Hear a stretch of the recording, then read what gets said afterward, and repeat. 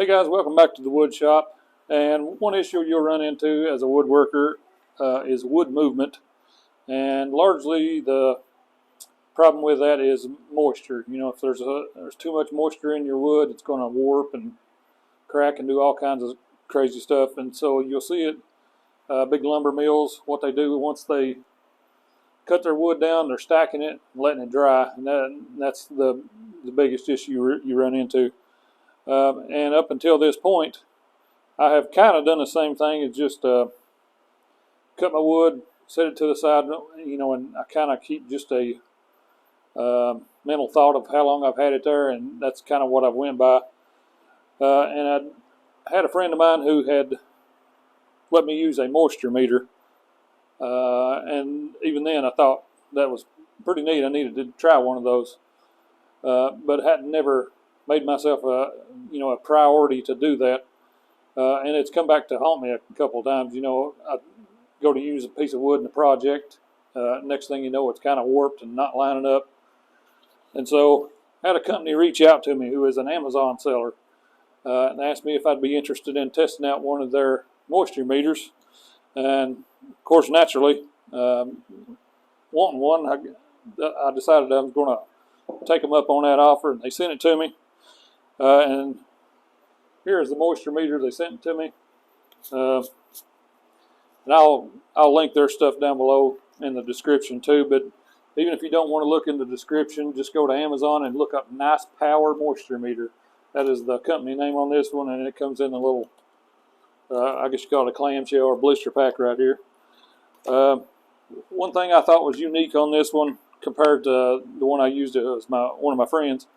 His was you just stick it in there and it popped up a number, and this one's kind of the same, but this one has 4 settings as far as wood goes, and each setting kind of correlates with a different type of wood, and it does, I will say, it comes with a little small chart here that tells you if it's a certain kind of wood, what number to set this on, and I guess because, you know, pine and let's just say oak, 2 totally different types of wood, so the moisture is going to, I guess in a way, react a little different in those 2 types of wood just because of how they're set up.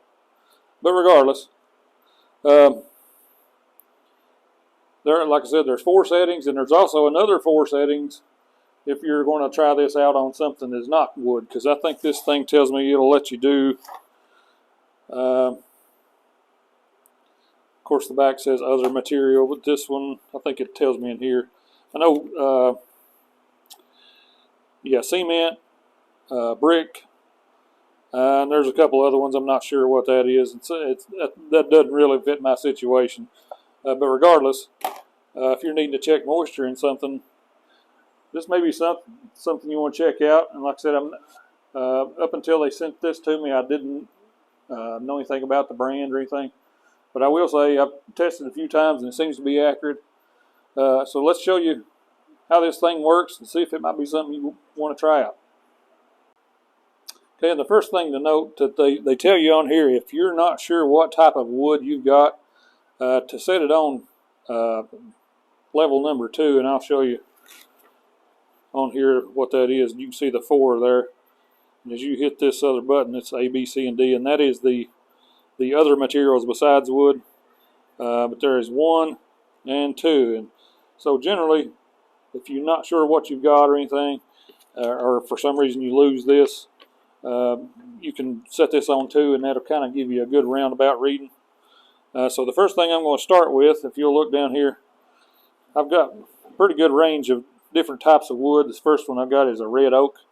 I've got some cherry, some poplar. I've got a blank of maple, a piece of pine, and some red cedar.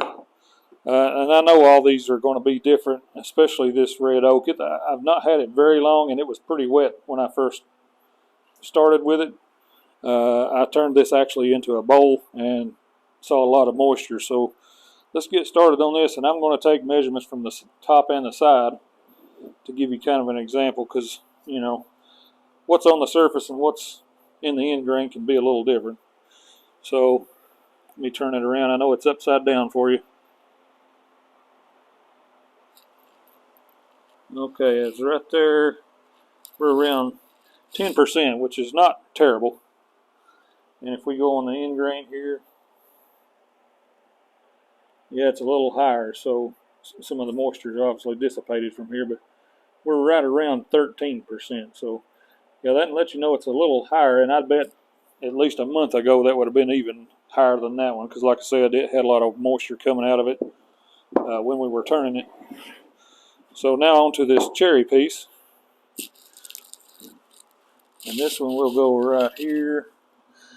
Like I said, sorry, this is upside down for you. But you can, if you're doing like me, holding this upside down, you can, let me do this. Yeah, if you hit that set button, what that does, that locks that in case you're, if you're in your storage area where you're keeping your wood and you can't really see the meter itself, push that into your wood and then set it, and then that way you can raise it up and see how much moisture you're at. So this one is a little less than 10. Okay, and we'll clear that back off. And the same deal, we're going to go with a little bit of the end grain here. Yeah, so it's a little different there. Let's try it on the other end just to see if we're getting an accurate reading. Yeah. So that one's not too bad. I wouldn't feel bad about using that in a project. It does have a big crack I'd have to work around. But let's move on to the next one here, and it's a piece of poplar. So in the side grain, we're looking at a little over 5%. In grain, we're 7.5%, somewhere around 8%. So same deal there. It does have some few cracks, but I would definitely use that. Okay, on to the maple.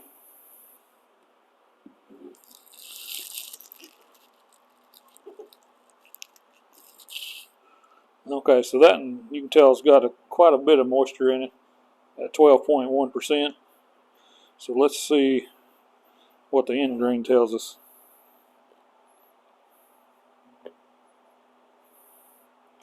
Okay, 10%, not too bad. And this one could be too, because I've had it another piece of wood sitting on top of this. It could be drawing moisture from the other piece. So we'll move on to the next one, which is a piece of pine, and this is literally was just an old pallet board. We'll stick that in there. Hit set again. That's at 5.5%, so you can tell I've probably hung on to that in a little while. And the end grain, yeah, we're right around 4%. That's not bad at all. But even still, pine has a tendency of moving a lot on you. So pine, you got to watch extra careful. So here's the last piece I've got to show you today. It's a piece of cedar, and you can tell this one's aged a little bit. And this actually came from the wood. If you've seen one of my previous videos, the red cedar dartboard, this came from that project. So let's see.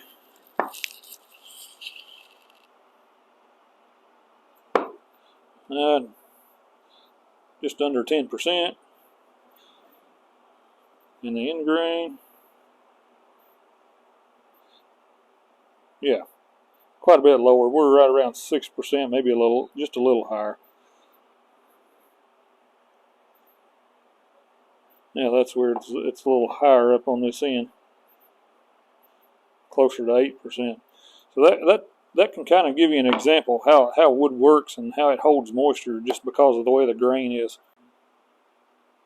Okay guys, so today I showed you a few examples of different types of wood, different moisture percentages, all of them that this thing can help you out a lot on your projects. Let you know whether that wood is right for you to use now or later down the road. I know I'm going to be using this in all my future projects, so if you want to check them out, go on Amazon, look up Nice Power moisture meter. If you want to do it another way, I'm going to have a link in the description. You can just click on there, it'll take you right to their page. So that'll do it for this video. I'll see you next time in the wood shop.